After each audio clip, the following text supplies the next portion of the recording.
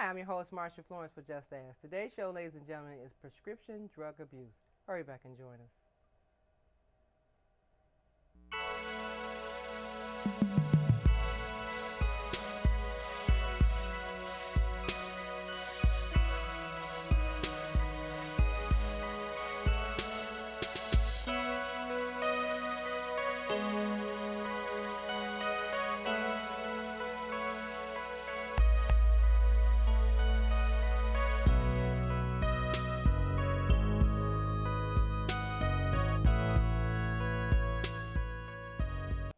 Hi, I'm your host, Marsha Florence for Just Ask. Today's show, ladies and gentlemen, is prescription drug abuse. And we have with us today Dr. Grenade Dudley, President and CEO of Youth Connection, and Mike Fisher, Project Coordinator, Love Detroit Youth. Good afternoon. Good afternoon. Glad to have you both here. Thanks for having us here. This is exciting and a real opportunity. Well, thank you. So I tell you what, then we're going to start with you, Uh-oh. Dr. Dudley. Since it's so exciting, please fill us in. Please fill us in about yourself and your organization, because I have a wealth of information that I have to learn about you guys tonight, and so I think it's best that we start off mainly with you first. All right. Well, I'm the president and CEO of the Youth Connection, and we are an organization that's been around for 20-some years. We're really excited about the partnerships and the kinds of things that we're doing on behalf of youth, especially in the metropolitan Detroit area. The Youth Connection we work in substance abuse prevention, and we're part of a coalition with the Love Detroit Youth project, which is really focused on looking at the issues of prescription drug abuse and underage drinking. Wow. Okay. All right. And Mike Fisher, tell us a little bit about yourself and your role. Thank you so much for having me here, and this is a great opportunity for us. I'm the project coordinator for the Love Detroit Youth 2 Coalition, and what we're doing is bringing various sectors of the community together so we can find ways that we can combat this problem, this growing trend on prescription drug abuse. Mm-hmm. Now, a lot of people don't realize that prescription drug abuse is on a rise. They think that just drugs, period. But when you say prescription drugs, is this more or less like young people going into the medicine cabinets and taking their family members' medicines and turning them into some type of cocktail or something to take on the side? Or using prescription medicines that are not prescribed for you. That's basically what it comes down to. And the challenge is that the impacts, the side effects, all the kinds of things that can go wrong by doing that. And so we're looking at this on the rise for kids from 12 on up, and it's scary. And so that's one of the reasons why the coalition, we're coming together to talk about awareness, that this is a problem, because typically, we think, well, I've got a pain and you've got the medication, maybe I can take some of yours. And we're saying, no, that is just not the way to go. Correct. All right. So a lot of times now, the children, when you say how young are they taking them? 12. 12? Well, as young as 12 or even younger. Okay. But are parents or family members actually leaving their medications out and the kids know what they are, or how are they mainly coming in contact with medication? Well, one of the facts that has been released is out of, let's say, 4 out of 10 youth that have abused prescription drugs, that's 40% have gotten the drugs from the parents' medicine cabinet. So it's readily available. Okay. If it's not there, then there's other avenues. Because we don't assume it's a problem. We don't assume, well, 1 or 2 pills they may take for a pain or something like that. And so we really have to be able to monitor your own pills to know what you have, Right. to secure them, and to dispose of them appropriately. So what are the most common prescription drug? The painkillers, You have painkillers. stimulants. There are prescriptions that are given for kids with ADHD, attention deficit disorder, and those can be readily abused. Taken more than you're supposed to take, or giving them to somebody thinking that, oh, I can concentrate more if I take some, these pills to study. We hear a lot about that on campuses, on college campuses, Yes. trying to stay up, trying to get that, to cram for tests and those pass that kinds of test, things. whatever it And then takes. say, okay, give me a couple of your Ritalin, and that's a real major issue. Do you think in the college level that they should have more programs that prepare the young entry college kids to know that this is all wrong? I mean, when you go to college, you send your kids off to college, you're thinking to yourself, you're going to have fun, you know, but be safe. But you don't know that between the partying, there is drug abuse as well as alcohol abuse. So do you think on a college campus it would be more helpful if they actually showed awareness programs to prepare young people to know that this is serious and you can die from it? Well, the problem actually starts long before they get to college. Okay. And that's why it's so important, the work that we do.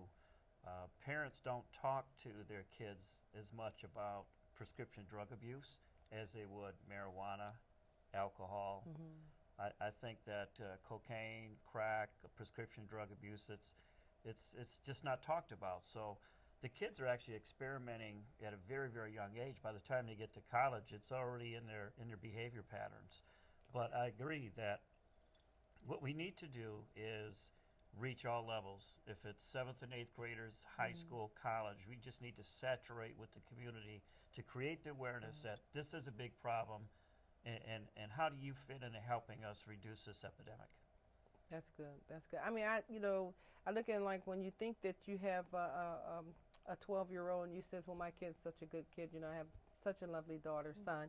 And every parent thinks that, but when something happens, such as they find out that the children have been drinking alcohol or taking prescription drugs, it's almost a numbness for the parents' discovery that their child did this. But the idea that, like you said, if they leave their medicine out and never count the pills, I mean, parents probably look at it like, why should I count my pills, or why should I have to hide my medicine when this is to help me in my condition? But if the parent has a prescription drug, what would you suggest to a parent? How should they handle their medication? I mean, they feel like they're at home, and their home is still, you know, their castle. Why am I hiding it? Well, there are a couple of reasons. It's not necessarily hiding it. It's making sure that, one, you know how many pills you have left. Because if you need the pills, you want to make sure that they're there. We've got, you know, family, friends, folks, neighbors, folks come over, you go in the bathroom. Where do you put your prescription medication? In the medicine cabinet. So it may not just be your kids that may come in and take your pills, but it may be visitors that come. And so the issue is treat this, you know, as something that you need to just secure, not put in an obvious place. Be aware of how many pills you have left to make sure that, you know, as your pills are, you know, dwindling, wait a minute, did I take those? Because you need to know, if they're prescribed for you, that you're taking them appropriately. And then the other part of it then is to make sure then that you take them as prescribed. And then if you are not, if you have some left over, dispose of them appropriately, making sure that you dispose of them in a way that, one, is safe for your family, for your pets, and also for the environment. Okay. Well, I tell you what, we're going to take a break, and we're going to come back with some more good information about prescription drug abuse. Get your pen and paper out. We'll be right back. 3 out of 4 kids are not as secure as they should be because their car seats are not used correctly. But the Latch system makes it easier to get it right and to hold your kids tight. Anchor, tether, Latch. Learn more at safercar.gov. And welcome back. Now, ladies and gentlemen, I don't know about you, but as I always tell you, you're learning something today, and you're learning something about substance abuse amongst young people. So if you have prescription drugs in your cabinets now, you may want to consider moving them around or talking to your young family members and finding out if they have an interest. Now, of course, you're saying to yourself, my son, my daughter wouldn't do that. Count your pills, okay? Count your pills. Check with other family members. We're not asking you to hide them, but we want you to be more aware and alert of things that's going on when it comes to prescription drug abuse. And it's not just in your home, or it's not your home only. It's the neighbor, kids, anyone that comes to your home can swap those pills out and you would never even notice it. So we just want you to be more aware, and we're going to go back to asking Dr. Dudley and Mike Fisher more questions. Now, I have to get that out because a lot of our viewers, when they chime in to us, they're looking for something that relates to disabilities. But we want to do this component for you guys, especially because prescription drugs is on the rise. Okay, tell me, is it a major or a big problem in Metro Detroit? It really is. You know, I think that the challenge is that we're a culture, whether it's Detroit or anywhere else in the nation, that, you know, if something hurts, pop a pill. And so it's just seen as part of what we do. It's the norm of things that we do. So if I have a very bad backache and Mike just happens to have a prescription, you know, well, maybe I can go get a pill from Mike instead of one, going to my doctor, making sure that that pill is appropriate for what it is that ails me. So that's the challenge. The challenge is we're sort of lulled by the fact that we pop a pill whenever we need to do some pain relief. But does the community recognize it as a problem? I don't think so. Mike, I don't think it's the awareness is there that it is really truly a major problem. You know, sometimes what we see is the sensationalism on the news broadcast. I mean, how many doctors have prescription mills where they're just selling prescriptions, and of course, those drugs, whether it's OxyContin, which is an opiate, or Vicodin, wind up in the streets. And then once it gets into the streets, the next cycle is if I'm a person buying OxyContin and I get this, you know, it becomes a physical dependency. I can't afford that $40 for that pill. Then all of a sudden I start looking for something less expensive that can give me that same feeling, take care of that dependency. And what is that? Heroin. Wow. Heroin use is on the rise. So it can lead to long-term addiction and of course many health consequences. Well, now, let me ask you this. So, you know, a lot of times, and I'm not just saying it's attacking seniors, but some seniors or some family members have medication that they want to sell because they're hungry. Some people say, hey, I haven't had any food, and I'm not taking any of these pills. So somebody comes along and says, you know, you can sell those and make $100. And we see it. Okay. It was really very interesting because we were doing a focus group with some of our kids to say, you know, what is this issue of prescription drugs among you guys? And one young man said, you know, my grandmother sells her pills. Wow. And it was one of those things. And she's selling them for food. She's selling them for, you know, resources in some cases. And in some cases, they're selling them to make money. And so the biggest issue for us is that awareness, that level of awareness, and that's what the coalition is trying to do. There is a need to make sure that our community is aware this is a major problem, and not only the gateway to heroin, but also complications physically of taking medication that you are not prescribed. Right. You know, antidepressants. You know, those kinds of things can lead to cardiac failure, all high blood pressure, stroke. And I mean, we're seeing it among our young folks, and we're like, oh, wow, what's going on? They're taking things they should not be taking. I mean, the body has a way of, you know, fighting back, and we certainly don't want the worst consequences that we can have is death. So ideally, now, a young person could be taking someone's medication, they get sick. They're not going to admit when they get to the hospital that I've taken someone's medication. Are the doctors at this point starting to do testing to see if it's medication overdose or anything, or that's just like the kid's brought into the emergency, he's blacked out or having a seizure or something or other? That's the least thing that they would, you know, check for? I think they're checking for all kinds of things, especially in this day and age. They're checking for, are there any illicit drugs that they're taking, the ones that are not prescribed? That's one that you're going to think about first. But now a lot of our doctors are looking at these issues of prescriptions. We've got folks that are hopping from doctor to doctor in order to get the prescriptions, but then there are systems in place now that says, wait a minute, if these prescriptions are then being run, there's a national database that's being able to track that, no, you can't have 15 prescriptions for the same kind of pill. And so there are safeguards that are being put in place to want to assure against that doctor hopping and a prescription, multiple prescriptions. But if you're taking medicine that no one knows you're taking, and you end up sick and in the hospital, that's a real issue because how do I know what to do? They have to then treat the symptom that's right there. Now, what if I'm taking some type of drug that will interact with something else that they're giving me? And those are the kinds of things. It may not be a telltale sign. It may not be a telltale. There may be a telltale sign that there's an overdose of some type of medication or some type of drug. Okay. What it is, our technology is advanced enough. They may be able to tell. Now, within the coalition, it is a conglomerate of how many? It's a growing coalition. Right now, we have about 20 partners involved, and we're increasing those numbers. And we want to reach out more into the families, into the households, but we have representation from law enforcement, from schools, from faith-based community, from our doctors, and Nonprofits. Nonprofits, youth-serving agencies, colleges, as an example, Wayne State's Youth. on board. Yeah, and our Our youth themselves. So we're trying to, all this sector representation, I mean, when you're saying a community, well, who makes up the community? Everyone needs to take ownership of this problem. Okay. All right. Now I know you two have separate entities, but if someone wanted some information in reference to the Youth Connection, do you guys have a website? Or Definitely contact us on our website, www.theyouthconnection.org.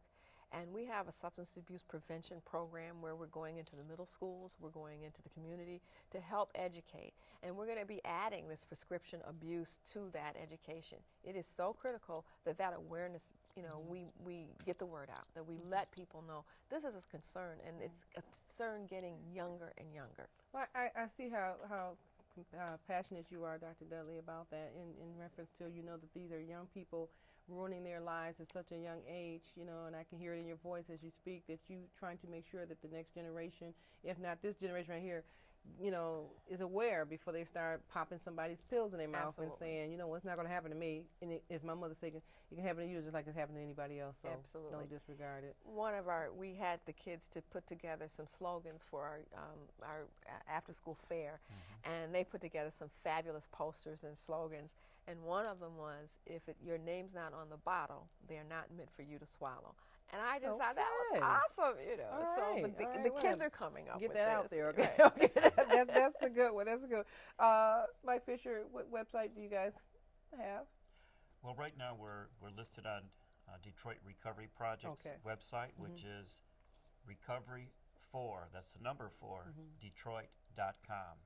So that's recovery4Detroit.com. Okay. And we provide prevention, outpatient treatment, and recovery support services because we're trying to take a holistic approach to meeting the needs of the community.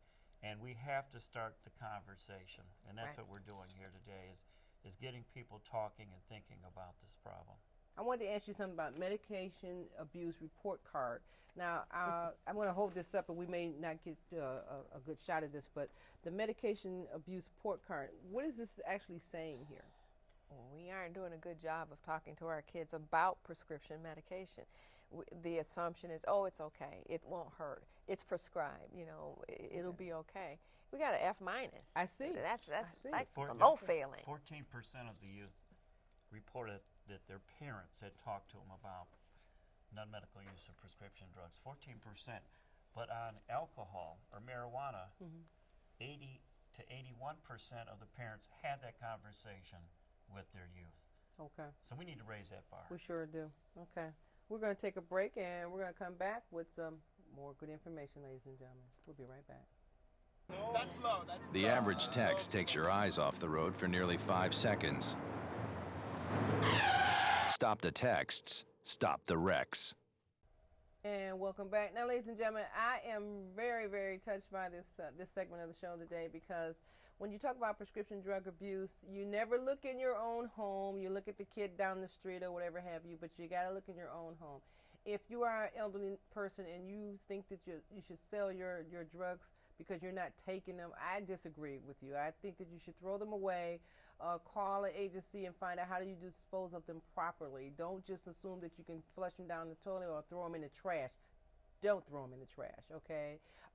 We definitely want to give out this website information again. If you know someone who is struggling with prescription drug abuse at a very early age, plus even if you're older, it doesn't matter. You need to be in contact. So let me ask you too, are these, both of your agencies have support groups that people can actually attend classes or something or Ours other? is more prevention, so that we're going in and we're talking to the middle school kids. Our focus are youth, and we also work with parents. So one, we want you to come to us so that you can hear about this, understand the implications of it, and the consequences. I told you the most dire consequence is death. But on the way, I mean, one, I don't want to lose any more kids, not to something that they can control and avoid. But the other challenges that impact the families are, you know, using prescription drugs, going a gateway to heroin or any other drug impacts employment. So there's a whole, I mean, everything's just sort of, wraps itself together. And what we're trying to do is that prevention piece. Now, Mike's organization does more of that intervention. Once they get, involved or hooked, they can come to the Detroit Recovery Project. What's the difference between being dependent and addiction? Well, the physical dependency, I mean, that's where your body, I mean, you're going to withdraw. If you just can't cold turkey stop taking the drug. Where an addiction is more of the obsessive compulsive behavior, repeated use. But dependency, you have to wean off the drug. There's an increase, we were talking earlier about emergency room overdoses. There's an increase. I'm not sure if it's 10% and 11% increase due to overdoses. Now, there's a lot of information out there to help parents see some of the physical signs, whether it's dilated pupils, it could be sweats, things of that nature. Each medication has different type of symptoms that you can recognize, and we would encourage the parents to get that information, and we can refer them to a website that has that parent toolkit that can help them be able to identify, is my child possibly abusing drugs? Now, which website is that, Mike? That would be drugfree.org. Okay. It's part of the Partnership for Drug Free America. Okay. So it's a real simple website, drugfree.org. Okay, we're going to put with that a up. lot of information, that just helps you to focus on, wow, the things that make you go, oh, wow. Those are the kinds of things that awareness. Again, this coalition is talking about raising the awareness. And are we ready then to begin to focus on what are we going to do about it? I concur with both of you about getting it more out there, but I'm looking at it, why the schools don't just go ahead and have, I don't know if it's a course or something, but some type of program that is initiated in the school system on a monthly basis that you've got to attend so that you can be aware and sign off on some type of agreement form that says I'm not a That's us. The Youth Connection Okay. is going into we're in the EAA schools, the Detroit Public Schools. We're going to, in a number of the other prevention partners are doing the same. The Bureau of Substance Abuse Prevention, Treatment, and Recovery have encouraged all of us to make sure, let's get down in the middle school. We got to get there before Right. they start, Right now. And that message has to be consistent. It has to be consistent whether it's in the school, whether it's in the home, whether it's in the church, whether it's in the community, whether it's on the job. We're giving a lot of double messages. We're saying, oh, okay, it's okay to smoke marijuana or carry a half an ounce. Now, that's a big bugaboo for me. But the challenge is, you do that, it's not okay if you go on the work site and then you get a drug screen and you're unemployed. Correct. All right, and so it's just this vicious cycle that we have to say what is in the best interest of our children, what's in the best interest of our community, and how do we move, how do we love our children, that's one of the titles, Love Detroit Youth. We have to make sure that, one, we do the hard things and challenge and make sure that they are challenged to do the right thing. You know, one of the fun things that I saw, I'm going to go back about 15 years since you talked about the schools. And with the organization I was with at that time, we were doing drug education in some of the Detroit public schools. They just wanted to throw me in high schools. And I was able to get into middle schools and even 4th, 5th grade. And some of the stories a 10-year-old could tell you, or a 9-year-old, would blow your mind. And it warmed my heart to be able to reach those youth and give them some comfort, because the things we talked about were going on all around them, next door, in their own home, and then they had to come to school and be teachable. Right. And act like nothing's happening. Right. And Okay, that was a tough battle. So that's a rough one. we're on the right track. Okay. I'm going to ask you something because I want to make sure we get this right. So we got Love Detroit Youth 2 Coalition. So what is the 2? Is it number 2, second 2? Because we want to make sure that 2 is understood. Yeah, it's a second coalition. There's previously a drug-free communities coalition called Love Detroit Youth, and that was the first coalition, and it focused in certain zip codes in the city of Detroit and 5 specific high schools in the communities within those the high schools resided in. Okay. This new grant focusing on underage drinking ages 12 to 20 and prescription drug abuse ages 12 to 25 is targeting 2 separate zip codes within the city of Detroit, one on the east side, one on the west side. And again, our target is a little different. The target communities is different. So we just love our Detroit youth, and we just put the 2 behind it. That Okay. this is the second coalition, and we're going to take it as far as we can, as long as we can. And one of the things we're finding with the coalition is that there are other coalitions looking and focusing on other things, and we're saying, wait a minute, there's a tie here. So we're tying in with the Youth Violence Task Force. We're tying in with other task force around youth issues, saying that if we don't address this issues of drugs or underage drinking or even this prescription drug abuse, there's a definite link and a tie to the violence. There's a definite link and a tie to unemployment. So one of the challenges that we're doing and making sure is that we're reaching out to all the coalitions and say, how can we partner together so that that message becomes even amplified greater in throughout the city. That's wonderful. Because if you guys do it in a conglomerate way, Right. then the message has got to be heard. Right. Somebody's got to, you all have the same message Absolutely. and serve the same purpose. In Okay. addiction, when we were talking about that earlier, and so many youth and even the parents say, well, smoking marijuana is okay. But as Dr. Dudley said, try to get a job when you are tested and you have marijuana in your system. Right. We have a lot of people visiting our programs now that are court ordered, that are in the Right. drug court. And they still may not recognize it when they first come in as an addiction. But if they keep coming back and learning, and It hit them. it'll Sooner or hit later. them. Right. I heard that almost 250,000 teens every year are going into treatment centers, 250,000 for marijuana addiction. Wow. And we have this situation with the prescription drug abuse growing now. At what point are we willing to lose more of our youth? I don't understand how the younger generation, it's your first time getting a job, just got out of school, whatever. You smoke so much marijuana that you can't see that one day if you really want a job, you can get it. All you have to do is be drug free. It's not about so much their appearance anymore. We've got past some of the things that they require in appearance, but some of it now. But because it's easier to relate to a person, in an appearance way than it is to, well, we're going to hire you, young man. You just got to take a drug test, and he doesn't come back anymore. Right. We're going to hire you, young lady. All you got to do is pass a drug test, and she doesn't come back anymore. So if our young generation was to realize that, hey, I want a good job, my first job, I want it to be a good job, then they should say to themselves, I have to stop smoking marijuana. I have to stop taking the pills, because how else am I going to get a job? You cannot use the excuse that they won't hire me.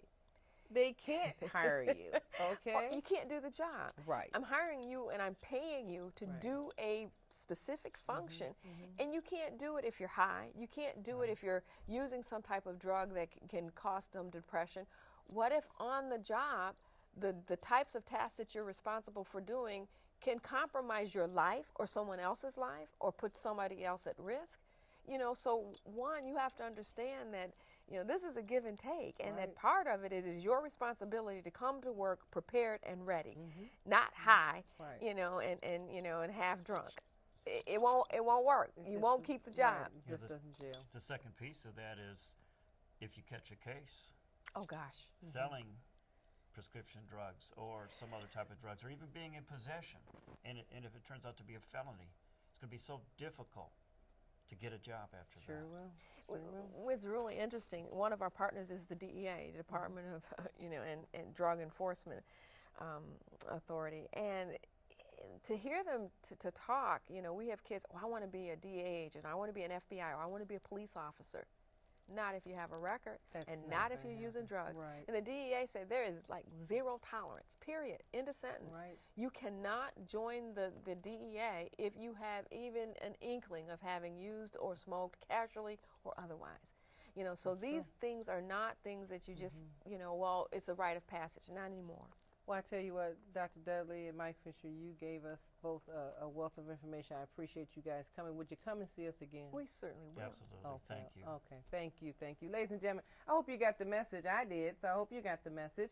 Please look at our website, get those the website addresses for both of these organizations. If you have any questions, you may also email us, and we will make sure that we forward that information to Dr. Dudley and Mike Fisher. I'm your host, Marsha Florence, for Just Ask. Twitter, #JustAsk. email me, Marcia, at justasktalkshow.org or 1-800-323-5336. Drop me a line and tell me what's on your mind. I'm your host, Marcia Florence, for Just Ask. And what do I always say? If you know someone with a disability or if you just have a general question, don't be afraid to ask. Just ask. I'm your host. Thank you.